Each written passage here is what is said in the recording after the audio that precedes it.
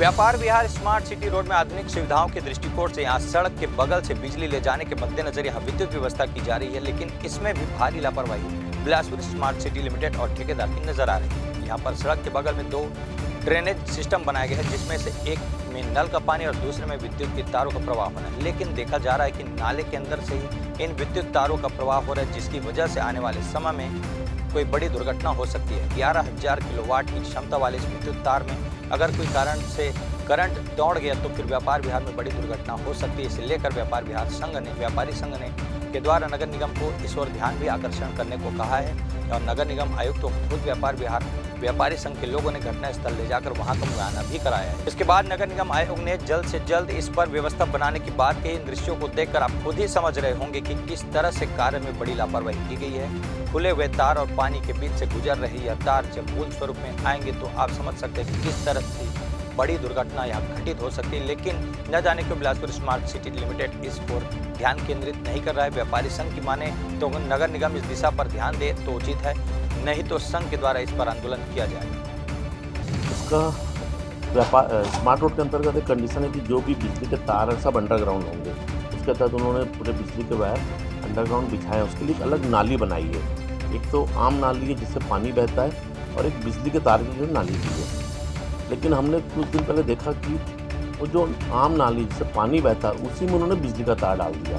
हमने लगातार आयुक्त महोदय को बताया, वो आए भी थे, उनको दिखाया भी था कि साहब ये कभी भी नाला सफाई के दौरान मान लीजिए कोई जेसीबी मशीन है या कोई लेबर उतर रहा है, कल को कुछ करंट फैल गया, जिस वाट का करंट है उसको तो बहुत बड़ी दुर्घटना हो जाएगी, मतलब जान माल की क्षति हो जाएगी। तो इस पर कार्रवाई तुरंत करना चाहिए और जो गलती हुई है उस गलती को सुधारना चाहिए।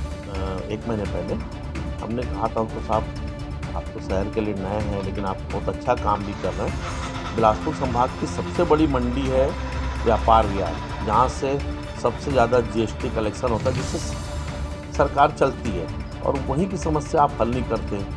यहाँ पे लगभग 25-30 साल पहले माननीय अमर अग्रवाल जी जब पहली बार मंत्री बने थे, उन्होंने समस्या को समझा और पूरी रोड को कॉन्क्रीटकरण कराया। आज तक उस रोड पर रिपेयरिंग नहीं हुआ। जो चेंबर बने हुए हैं वो चेंबर सब टूट गए हैं। यहाँ पे 40-40 टन की ट्रकें चलती है। वो कोई भी चेंबर में ट्रक पलटती है तो पूरा व्यापारी का माल का नुकसान हो जाता है। कभी भी कोई भी इसकी जान जा सकती है। तो आयुक्त महोदय ने आश्वासन किया है कि हम इस समस्याओं को तुरंत हल करेंगे। और एक और है, हमारे जब मालदक्के से व्यापार विहार शिफ्ट हुआ था तब करीब 150 व्यापारी थे, बहुत छोटे। उनको 375 फुट की दुकान अलाट हुई थी, ज़मीन अलाट हुई थी त्रिवेणी भवन के पीछे। वो बेचारे आज दर भटक रहे हैं, उनको ज़मीन का कब्जा नहीं दिया जा रहा है। हमने आयुक्त महोदय को बोला, सर वहाँ पे एक अप्रोच रोड बना दीजिए, पक्की रोड मत बनाइए, एक डामर रोड डाल दीजिए। अब व्यापारी को अपना प्लाट दिखा लीजिए। 6 महीने के अंदर कंस्ट्रक्शन कराने की जिम्मेदारी। व्यापारियों द्वारा अमानक खाद्य पदार्थ बेचने की शिकायत कई बार सामने आ चुकी है। विभाग द्वारा कोई कार्रवाई नहीं होने से इनके हौसले बुलंद होते जा रहे हैं। लापरवाही के चलते लोगों का स्वास्थ्य भी बिगड़ता जा रहा है। ऐसा ही एक मामला सामने आया चाटीडी के क्षेत्र का, जहां ग्राहक ने बताया कि वह सनीसरी बाजार में बादाम लेने गया था। घर जाकर देखा तो उस पर फफूंद लगे हुए थे। इसकी शिकायत उसने व्यापारी से की तो व्यापारी समझ चुका था, इसलिए उसने चुपचाप वापस ले लिया। सनीसरी बाजार के गुरु कृपा ट्रेडर्स के खिलाफ पहले भी कई इस तरह की शिकायतें मिल चुकी है, जहां खराब अनाज, सूखे मेवे ग्राहकों को बेचे जाते हैं। जब उनसे पूछा गया तो उन्होंने कहा कि व्यापार विहार के पवन ड्राई फ्रूट से सारी माल खरीदी करते हैं। ग्राहक ने जब मीडिया के सामने इस बात को रखा तब इसी दुकान से कई बार सूखे मेवे खरीदे गए और बच्चों के स्वास्थ्य भी खराब हुई है। इस बार खरीदे गए ड्राई फ्रूट्स को ध्यान से देखा तो पता चला कि इसमें फफूंद लगे हुए हैं। शहर में अमानक खाद्य पदार्थ और मिलावटी सामानों की शिकायत काफी समय से मिलती आ रही है। बड़ी बात है कि खाद्य विभाग हाथ पर हाथ धरे बैठे हुए है। ऐसी दुकानों की जांच नहीं की जाती है, जिससे धड़ेले से अमानक खाद्य पदार्थ बेचे जा रहे हैं। शिकायत करने पर दिखावे के लिए कुछ दुकानों में कार्रवाई की जाती है और उसके सैंपल जांच के लिए लैब भेज जाते हैं, जिसका रिपोर्ट कभी सामने नहीं आता। लोगों के स्वास्थ्य से खिलवाड़ करने वाले ऐसे व्यापारी और खाद्य विभाग के लापरवाह अधिकारियों के खिलाफ भी कार्रवाई होनी चाहिए। जिला प्रशासन और खाद्य विभाग को लगातार खाद्य पदार्थ वाली दुकानों की जांच करनी चाहिए। बादाम में ना फफूंद लगा हुआ था, अब बादाम में फफूंद लगा हुआ था, मैं उसको रिटर्न करने आया था, वो चेंज करके दूसरा दे दिया।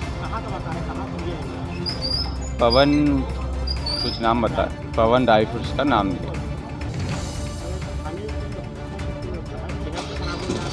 हाँ, हो सकता है। बिलासपुर के बस स्टैंड के पास ऑटो चालक द्वारा एक शख्स को बेरहमी से मारपीट करने का वीडियो सामने आया। इस वीडियो में दो लोग मिलकर एक युवक की बेरहमी से पिटाई करते साफ नजर आ रहे हैं। यादानी में अपराधियों के हौसले बुलंद नजर आ रहे हैं। बीते 25 अगस्त को वही पुराने बस स्टैंड के पास एक शख्स ने एक युवक की बेरहमी से हत्या कर दी थी। ठीक उसी जगह इस मारपीट करने का वीडियो भी सामने आ रहा है। तो दूसरी ओर ऑटो के अंदर बैठकर नशा करते हुए कुछ लोग दिखाई दे रहे हैं। आजकल अधिकांश ऑटो चालक नशे में ऑटो को संचालित कर रहे हैं। ऑटो संघ और पुलिस को इनकी सुध लेने की जरूरत है ताकि कोई भी घटना न हो सके। तो वहीं बिलासपुर की अधिकांश दुकानें देर रात तक खुली होती है, जिन पर आखिरकार पुलिस विभाग की नजर क्यों नहीं पहुंच पा रही है, विभाग के लिए सवालिया निशान खड़ा कर रहा है। शिवसेना द्वारा पूरे छत्तीसगढ़ प्रदेश के विभिन्न जिले भर में शासन से अपनी मांगों को लेकर धरना प्रदर्शन किया जा रहा है। इसी कड़ी में बिलासपुर नेहरू चौक के पास जिला स्तर के पदाधिकारियों एवं कार्यकर्ताओं ने अपनी मांगों को लेकर धरना प्रदर्शित किया है। शिवसेना की मुख्य मांग है कि भारत को हिंदू राष्ट्र घोषित किया जाए, साथ ही साथ हो रहे धर्मांतरण पर भी रोक लगाई जाए।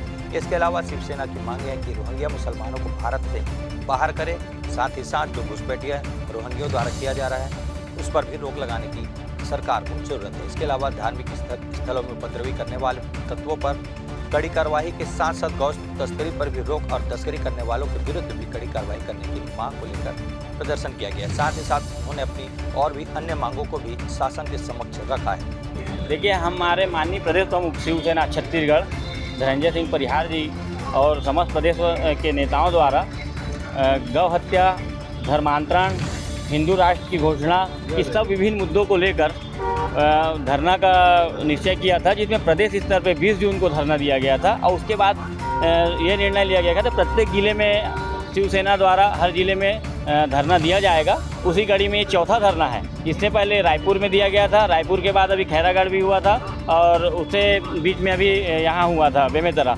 तो उसके बाद ये चौथा धरना है हम लोगों की प्रमुख मांग है कि भारत को हिंदू राष्ट्र घोषित किया जाए, हिंदुओं को वरीयता क्रम में रखा जाए, सारे जो लाभ के पद हैं उस पर, और धर्मांतरण इसका हम लोग पुरजोर विरोध करते हैं। धर्मांतरण को पूरी तरह रोका जाए और गौ हत्या जो है पूरी तरीके से बंद होना चाहिए। गौ तस्करी जो है उसको रोका जाए, गौ तस्करों के ऊपर मुकदमा दर्ज किया जाए हत्या का, जो अभी संशोधित हो गया 103, 302 पुराना जो है उसके तहत उसके ऊपर मुकदमा दर्ज किया जाए। रोहिंग्या मुसलमान जो हैं उनको यहाँ से खदेड़ा जाए, जो उसका घुसपैठ है उसको रोका जाए।